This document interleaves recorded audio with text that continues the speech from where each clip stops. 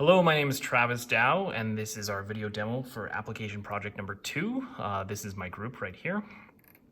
So initially at the start of our application, we just enter into the main function. We initialize this global variable selection, which we use to track the last push button press that was a user input. Then we call the provided new clock function to set our clock speed to 500 kilohertz. And then we call this UART initialization function that was provided as well, just to allow us to display to the console.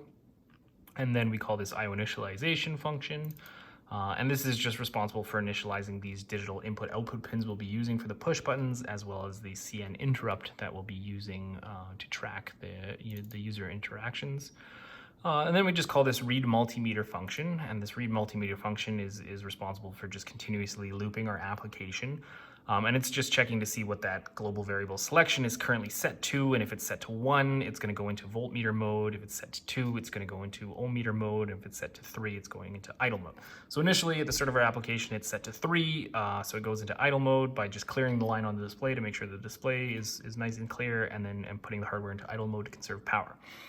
Now at any point, if the user interacts with one of the push buttons, it's going to call our CN interrupt function, and that is going to change that selection variable depending on which button is interacted with. So if push button 1 is pressed, then the RA2 that's attached to RA2, I should say, it's going to set it to number 1 for voltmeter mode. If push button 2 is pressed, it's going to that's attached to RA4, I should say, it's going to set it to 2 for ohm meter mode. And then if push button 3, which is attached to RB4, is pressed, it's going to set selection to 3 and just put it back into idle. So when the selection is changed, for instance, it's going to go, if it goes into voltmeter mode, it's going to call this read voltage function, and the read voltage function is in our ADC.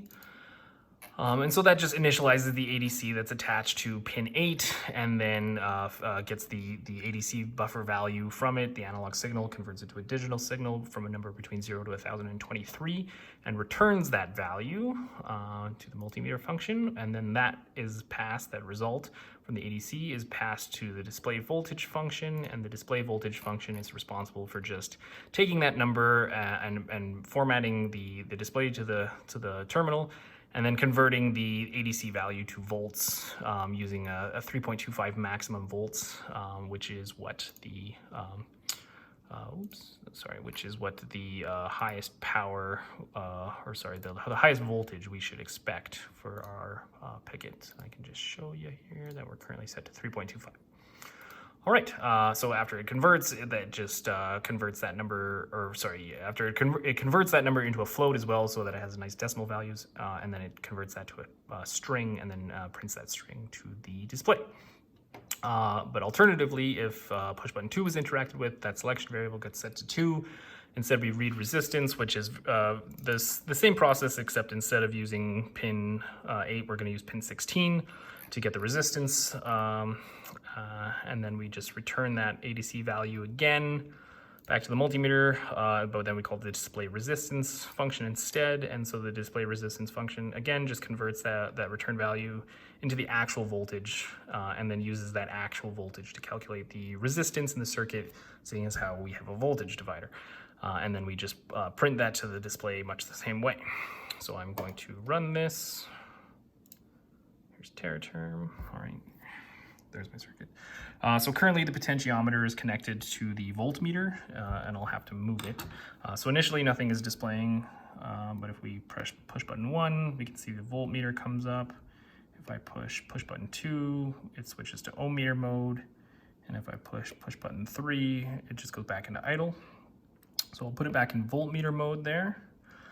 And we can see right now it's showing 1.6 volts approximately. And so if I can just turn the potentiometer here, we'll get higher voltage as I crank it to the right. So it caps out about 3.25. Oops, sorry, it's hard to do with one hand. My whole thing is moving. And then if I crank it down there, the voltage drops down. There we go. All right. And then I only have one potentiometer, so I just have to pull the potentiometer out and move it over to the ohm meter mode to demonstrate that. Sorry.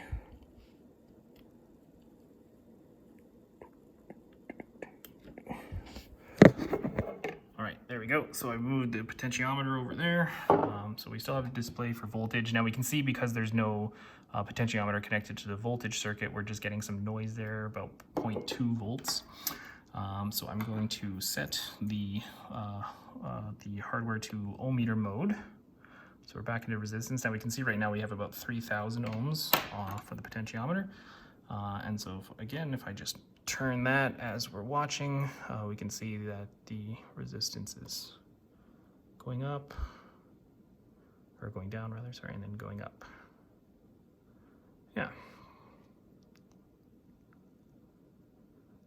All right, there we go. Thank you very much.